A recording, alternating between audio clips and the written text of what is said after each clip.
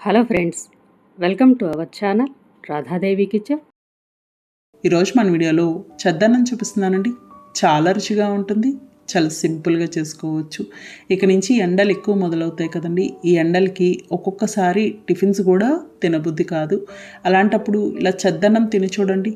నోటికి కమ్మగా, పొట్టకి హాయిగా ఉంటుంది, శరీర వేడిని కూడా తగ్గిస్తుంది. చద్దన్నం తోడు పెట్టడానికి నేను మట్టి పాత్ర తీసుకున్నానండి. మట్టి పాత్ర అయితే ఆరోగ్యానికి మంచిది, చలవ చేస్తుంది, చల్లగా కూడా ఉంటుంది. మనకి ఫ్రిడ్జ్లో పెట్టుకుంటే ఎంత చల్లగా ఉంటుందో అంత చల్లగా ఉంటుంది. ఒకవేళ లేకపోతే స్టీల్ పాత్రలో కూడా చేసుకోవచ్చు. మనం నైట్ అన్నం వండుకుంటాం కదండి, మిగిలిన అన్నాన్ని ఇలా చేసుకోవచ్చు. ఎప్పుడైనా అన్నం మిగిలిపోతే కూడా ఇలా చద్దన్నంలా చేసుకొని తింటే చాలా బాగుంటుంది. లేదా మీరు తినాలి అనుకున్నప్పుడు కాస్త అన్నం వండుకునేటప్పుడే ఎక్కువ వండుకుంటే సరిపోతుంది. ఇప్పుడు ఇందులో అన్నం వేసి మెత్తగా కలుపుకోవాలి. పాలు పోసాక కలపడానికి కుదరదు కాబట్టి ముందే కలుపుకుంటే మెత్తగా ఉండి బాగుంటుంది. ఇలా బాగా కలుపుకున్నాక పెద్ద గ్లాస్తో ఒక గ్లాస్ వేడి పాలు పోసుకోవాలి. ఇది చల్లారిన అన్నం కాబట్టి వేడి పాలు పోసుకోవాలి. అన్నం వేడిగా ఉంటే మామూలు పాలు పోసుకోవచ్చు. ఒక పావు గ్లాస్ వరకు నీళ్లు పోసుకొని ఇలా తోడు పెట్టుకోవాలి. మనం పెరుగు ఎలా అయితే తోడు పెట్టుకుంటామో అదేవిధంగా తోడు చుక్క మరీ ఎక్కువ వేసుకోకూడదు. ఇలా పెరుగు వేసి బాగా కలుపుకోవాలి. ఇలా బాగా కలుపుకొని మూత పెట్టేసి నైట్ అంతా అలా ఉంచేసేయాలి. ఉదయానికి పెరుగు తోడుకున్నట్టు తోడుకుంటుంది.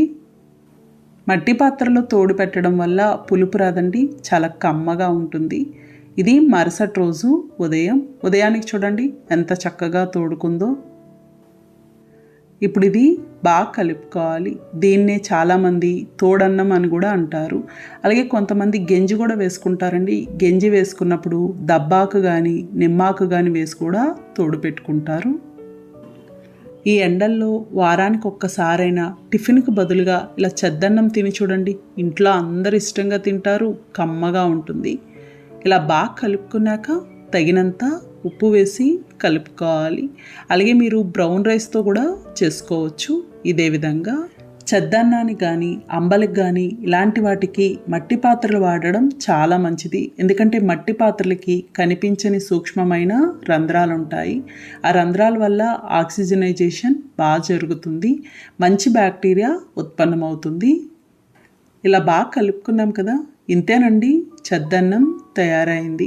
ఇది ఉల్లిపాయ ముక్కలు, పచ్చిమిర్చి, నిమ్మకాయ ఊరగాయతో తింటే చాలా బాగుంటుంది. ఒకవేళ నిమ్మకాయ ఊరగాయ లేకపోతే ఏదైనా ఊరగాయతో అయినా తినచ్చు. అలా ఏమీ లేకపోయినా కూడా బాగుంటుంది. మీరు కావాలి అనుకుంటే పోపు కూడా పెట్టుకోవచ్చు. పిల్లలు ఇంకా ఇష్టంగా తింటారు. నిజంగా ఇది తిన్నాక ఎంత హాయిగా ఉంటుందోనండి. చూసారు కదా ఫ్రెండ్స్, చాలా సులభంగా తయారు చేసుకున్నాం. నచ్చిందండి వీడియో? మీకు నచ్చితే లైక్ చేయండి, షేర్ చేయండి, కామెంట్ చేయండి. Thank you for watching.